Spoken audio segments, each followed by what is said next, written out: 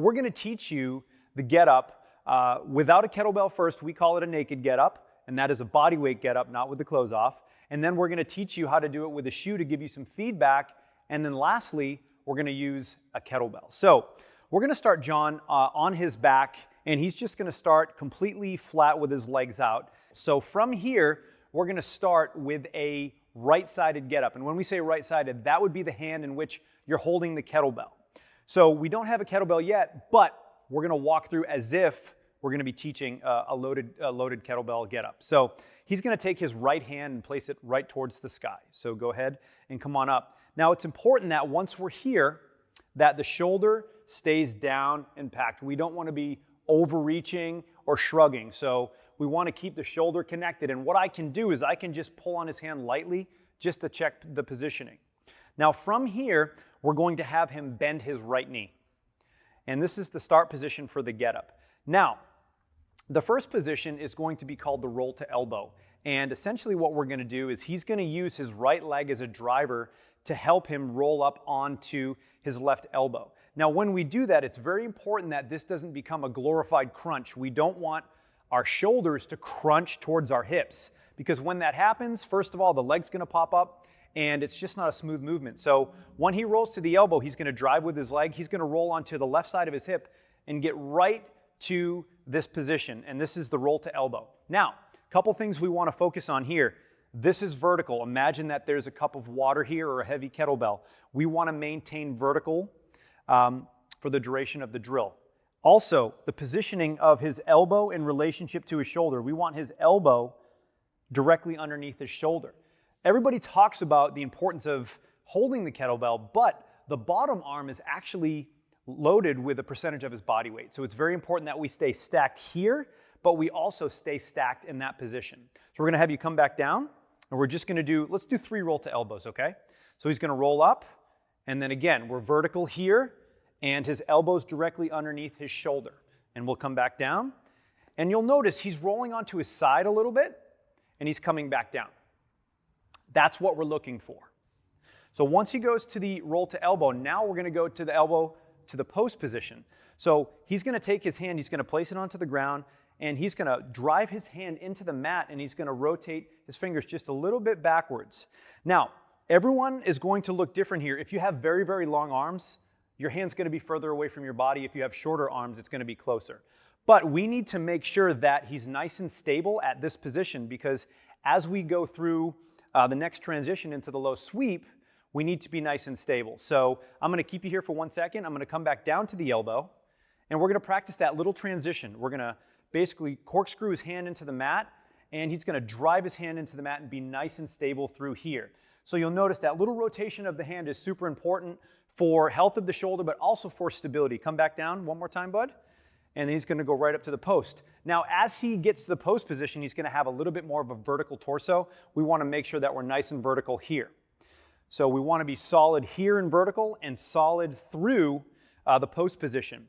Now we're going to go to the sweep position, or the low sweep. So John is going to bring his leg underneath him, and he's going to land. Now we're going to talk about a couple different angles here. Now, you're going to see that there's pretty much a straight line from John's wrist to his knee to his foot. That's what we're looking for. Wrist, knee, and foot. And then he's also in this open right angle position, approximately 90 degrees. And that's what we're looking for. Now, at this position, you can always change a few things. So I may say, John, bring your hand here a little bit, and then go from there. So we're going to transition back to the post position. He's going to sweep that leg through, and he's going to have a seat. And then I'm going to have him bridge up one more time. And again, he's going to have that nice alignment from the wrist, the knee, and the foot. Now from here, we need to get into the half kneeling.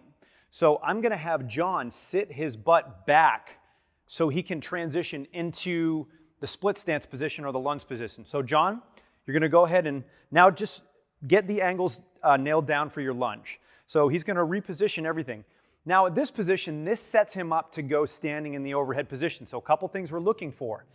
We want to make sure, again, bicep is by the ear. If there was a cup of water on here, we wouldn't spill it. We've got approximately a right angle here, approximately a right angle on his left knee, and he's going to drive through the ground to the standing position.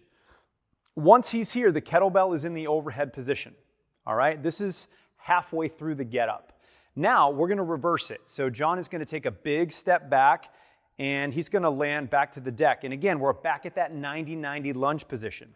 Now from here, we need to make sure that we're not going to throw our low back under the bus. So what we're going to do is we're going to have John windshield wiper this leg towards me. And then he's going to hinge. His hand is going to find the floor, and now we're back at that 90-90 position where the wrist, the knee, and the foot is in a straight line, and he's in this open kneeling position. From here, he needs to be really strong through the right leg and really strong through his left hand, because those two limbs are going to support the majority of his body weight. He's going to slide his leg through, and he's going to gently come back down to the floor, and now he's at that post position. He's going to come to the elbow, and then he's going to crunch his abs, control his body on the way back down. So that's the basic steps of the get up. Now what we're going to do is we're going to bring a shoe into the equation. Now why a shoe? There's nothing magical about the shoe. The shoe is going to give us feedback as to whether or not the kettlebell is truly in the overhead position, because if you don't understand how to make the transitions, adding an external load like a kettlebell is really a bad idea. So John is going to show us a beautiful get up with his shoe on his fist. Now, a couple things to consider. Don't put your hand in the shoe because that defeats the whole purpose of it.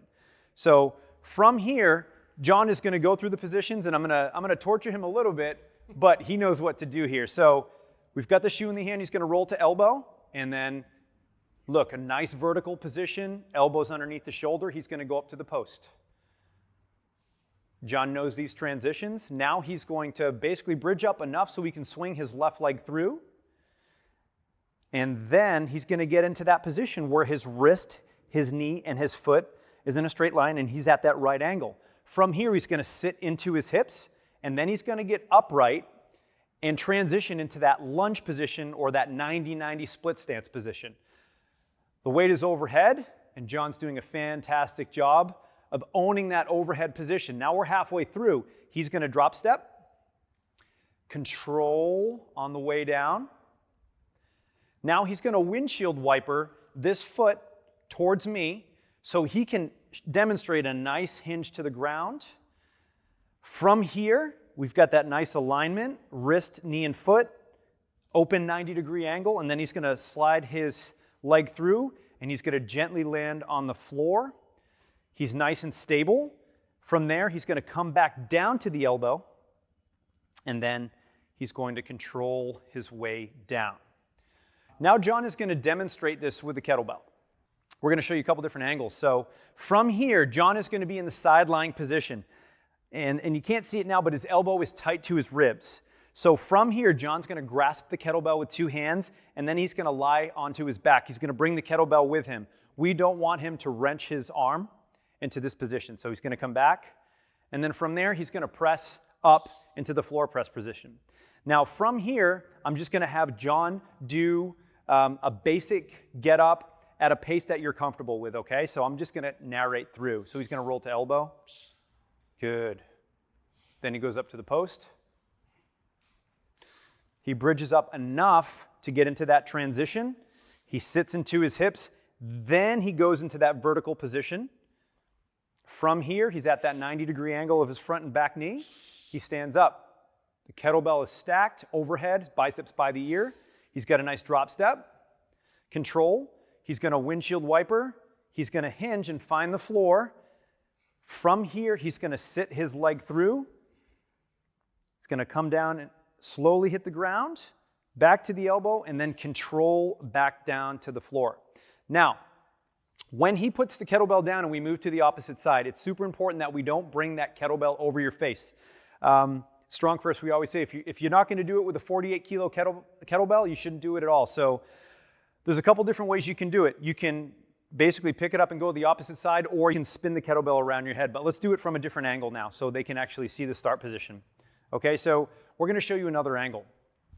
Now this is going to be a left-sided get up, and pay attention to the start position here. So just hold on for 1 second. And again, you're going to see his elbow is tight to his ribs. That is a very strong position for John, and it's a very safe position for the shoulder. So from here, John is going to grip the kettlebell with two hands, and then he's going to roll to his back. He's going to go ahead and press the kettlebell with one or two hands. Either one's fine. And then we're at this position. We're going to roll up to the elbow. That stays vertical. He goes up to the post. And then he's going to bridge through, get into that half kneel position. He's going to sit into his hips. And then he goes into that vertical position at that 90-90 position, which looks like a lunge or a split squat. From here, he's just going to reverse it now.